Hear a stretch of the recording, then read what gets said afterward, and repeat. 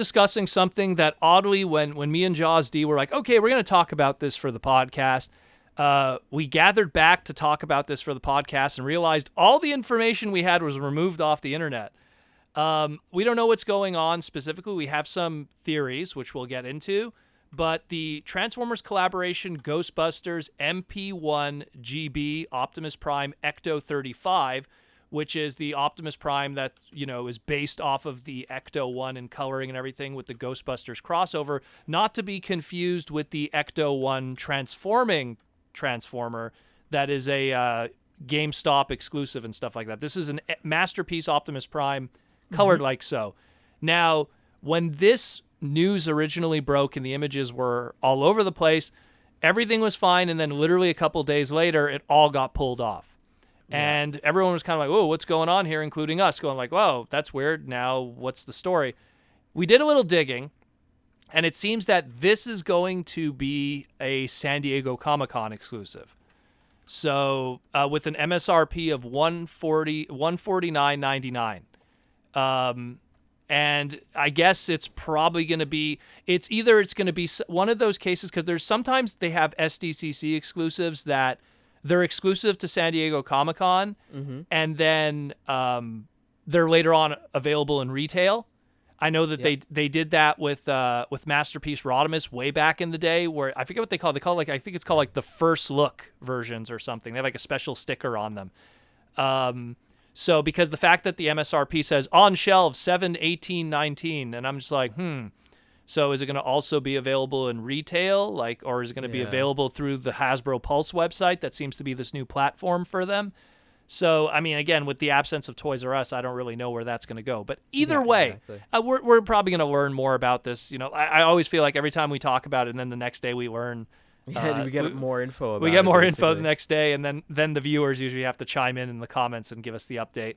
But so we finally got some good images of this. This all came from Weibo, from China.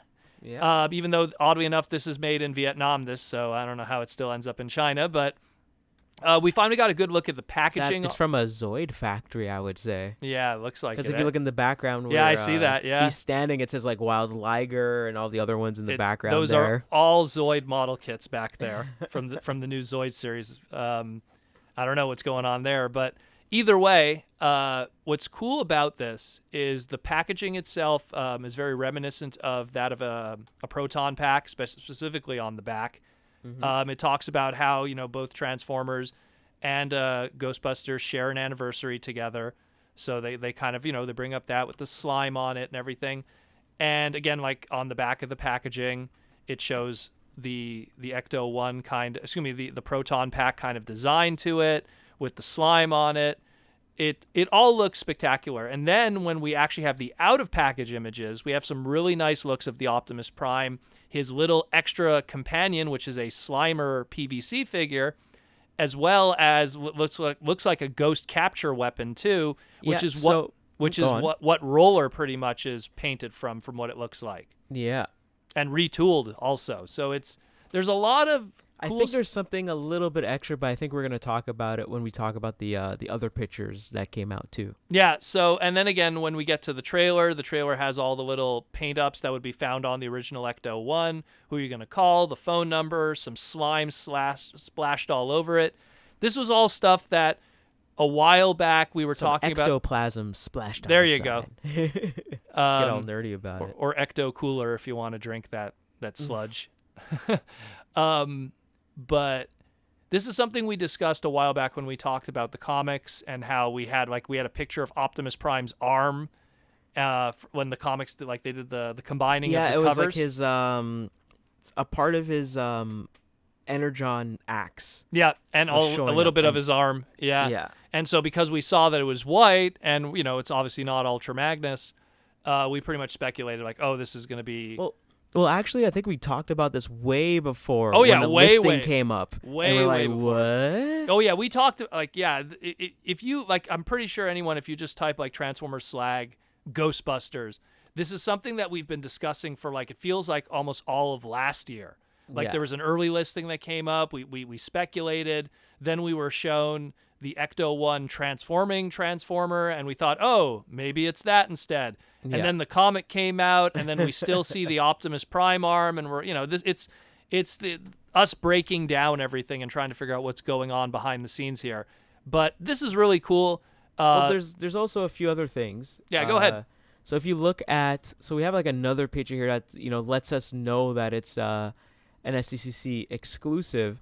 So if you look at the trailer, it seems like there's an extra piece that goes on top of the trailer that makes it look like the top of Ecto-1. Which has all that busy stuff on it. All that busy stuff. But then if you look at the Optimus Prime on top, for some reason you see this little black backpack thingy going on here.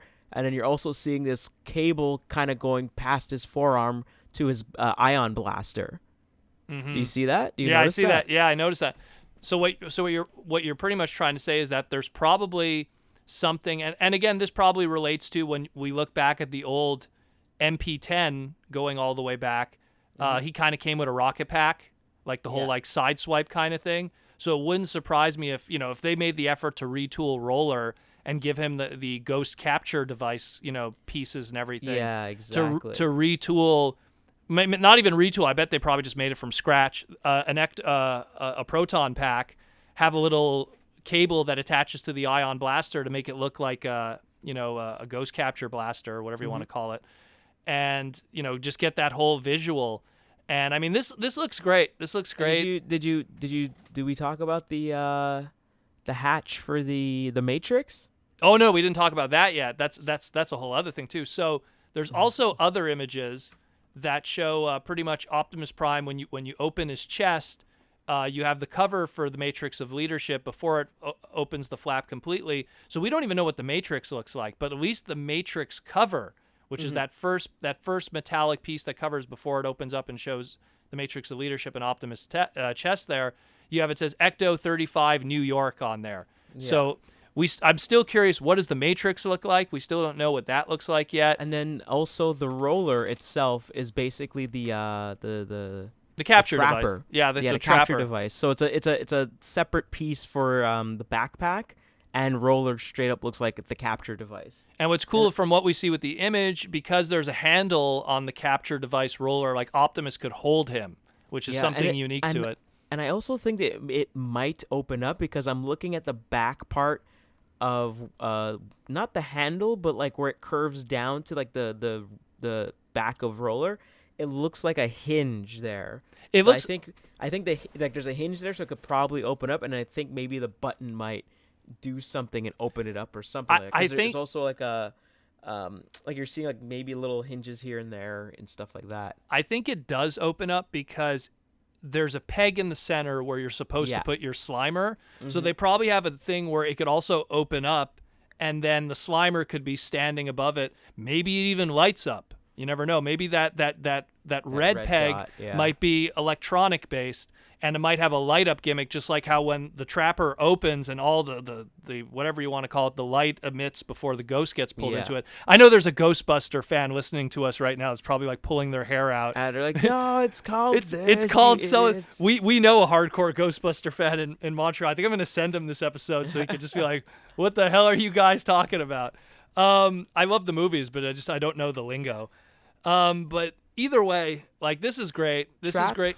From what I just Googled right now, it says ghost trap, working ghost trap, prop trap shop.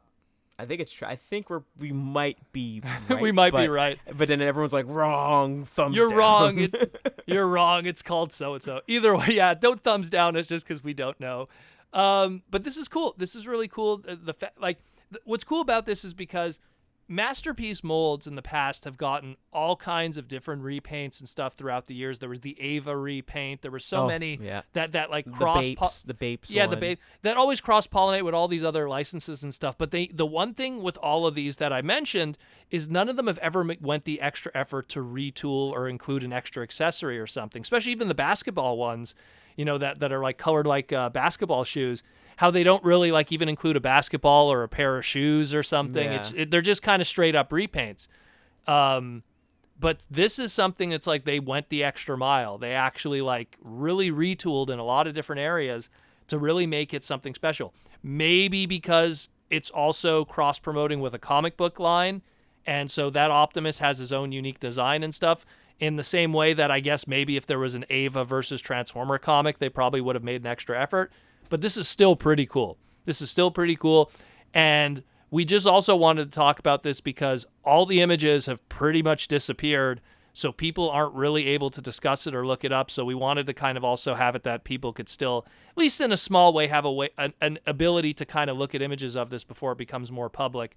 I mean, I'm pretty sure at some point people are going to come across our podcast segment and, this will all be old news and stuff, but at least for the time being, something that people could look and discuss and everything. But it's pretty cool. It's pretty cool. Let us know what you think about this. Looks like it's an SDCC exclusive running for about $150, which is actually pretty modest, in all honesty, considering that MP-10 at one point was sometimes running 300 bones. So yeah, pretty much. So for a con exclusive that was retooled and everything, pretty darn good price if you ask me, and all things considered. Especially we just came off of Masterpiece Beast Wars Megatron, and he was like 300 also. So. Yeah. This is not a bad price. But anyways, let us know what you think about this one.